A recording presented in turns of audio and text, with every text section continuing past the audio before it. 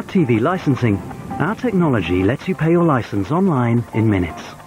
Visit tvlicensing.co.uk anytime to pay your license or update your details. TV Licensing, it's all in the database.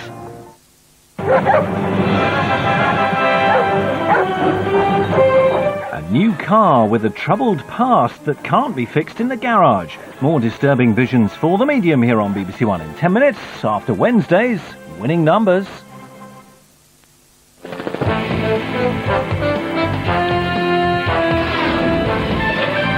on this, the 3rd of December, we're live here at Lottery HQ, complete with the 250th three-number draw.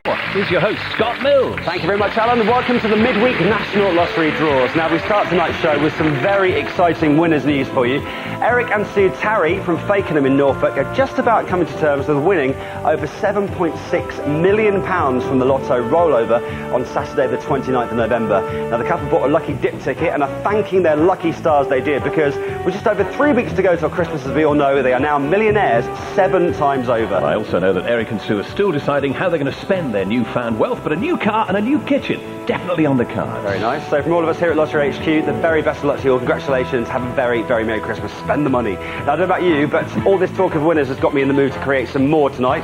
So let's get to it with Wednesday's Thunderball. Earlier tonight, the National Lottery Draw team carried out the Thunderball draw along with an independent adjudicator, and it's over to Alan, who's got those all-important results. I have. We used Excalibur and Centreballs number 3, chosen for us earlier today by Kojo Jenny from Aldershot, and the winning numbers are 9, 12, 13, 23 and 33. The Thunderball, number 8. Scott. Now then, are you about to become a midweek winner? Let's find out with Dream Number.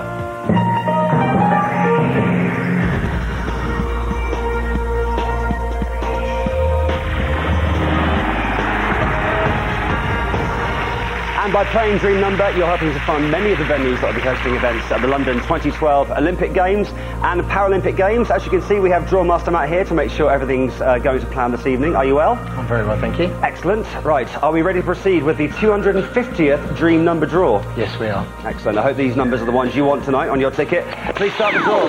Now, thanks to Kojo, we're using Aventurine and Centreballs 1 this Wednesday night. The news from the Dream Team is that there were over 61,000 winning tickets on Saturday. 2 lucky tickets matched with the first 6 numbers drawn in sequence to win a very handy £50,000 each. Tonight, our drawmaster is Matt. Our independent adjudicator is Dominique Laurent.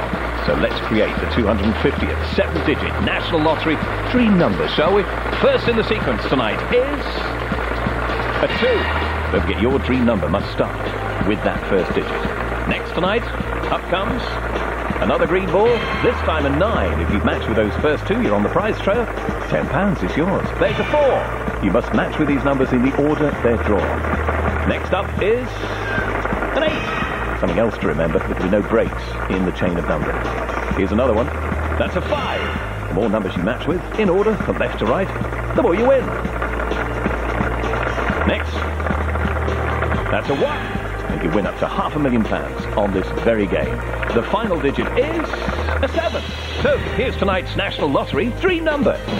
2, 9, 4, 8, 5, 1, 7. Scott. Now, be warned, these next few minutes could change your life forever. Let's get ready. Let's play the big one. It's time for Lotto.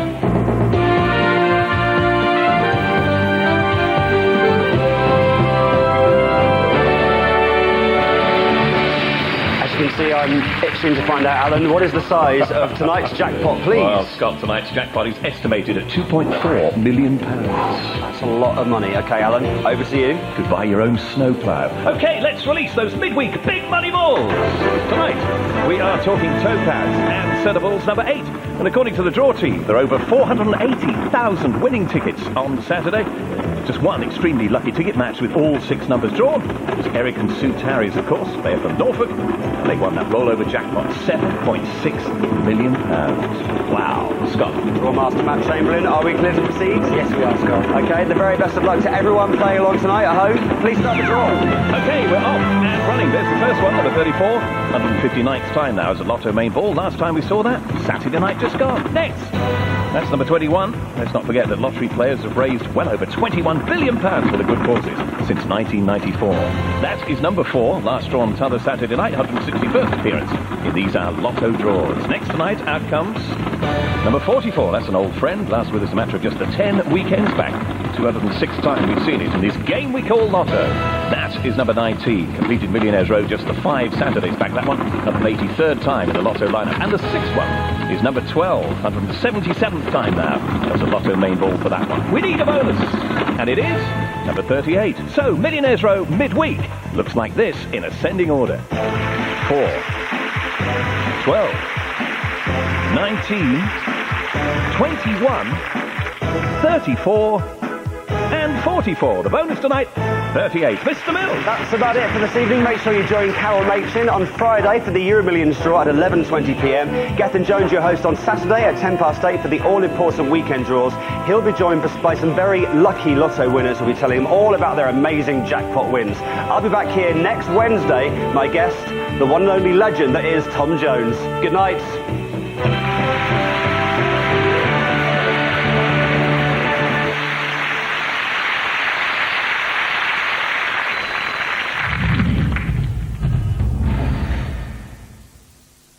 A new car for the medium with a ghost as an added extra. Next on BBC One. Something beginning with T. Alright, I give up. It's time. Karen, you can't see time.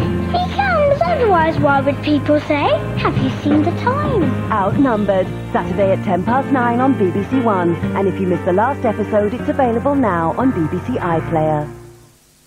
Unloved, neglected, alone, forlorn. The Christmas jumper lies unworn. Its garish colours insult the eye, and so it's left untouched to lie on a darkened corner of a shelf. A misguided gift from the Christmas elf. This Christmas, give something that might actually be loved. A DAB digital radio with lots of lovely BBC radio stations. Happy listening with the BBC.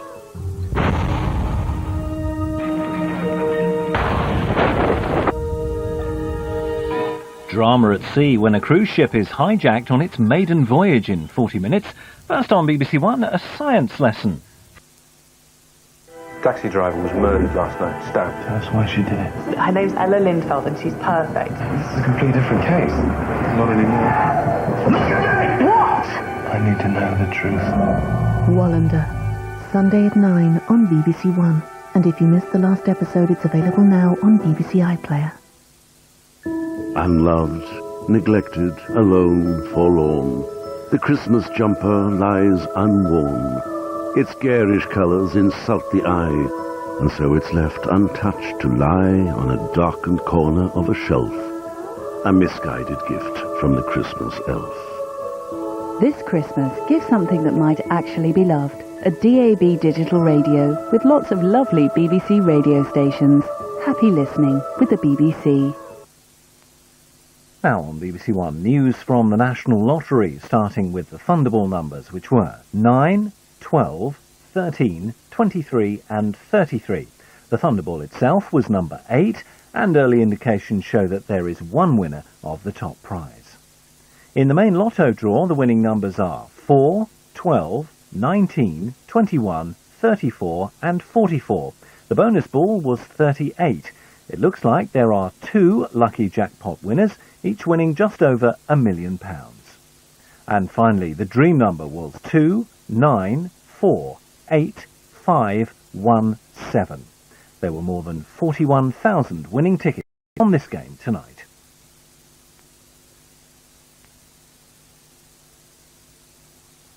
Stephen Fry's American journey takes him up the Mississippi to meet Morgan Freeman and begins tonight's Sign Zone here on BBC One in 5 minutes.